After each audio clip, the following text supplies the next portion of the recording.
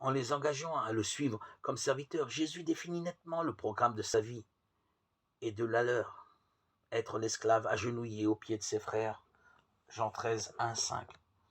Jésus les invite donc à vivre d'un amour qui exclut délibérément et radicalement toute violence.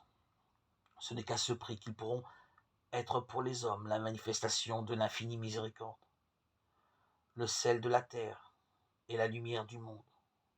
Matthieu 5, 13, 14.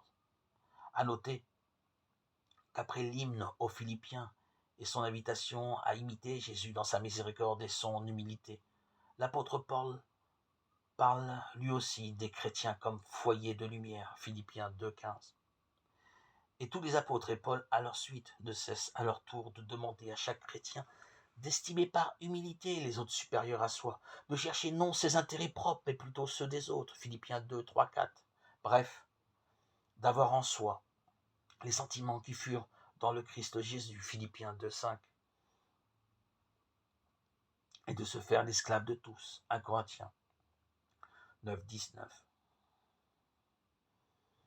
Mépriser le petit, le faible, c'est pécher contre le cœur même du mystère de Jésus, comme l'enseigne Matthieu 18, 1, 35 et l'apôtre Paul. Et ta science alors va faire périr le faible, ce faible pour qui le Christ est mort.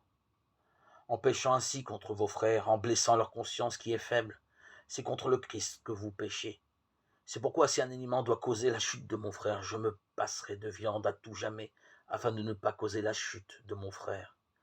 1 Corinthiens 8, 11, 13.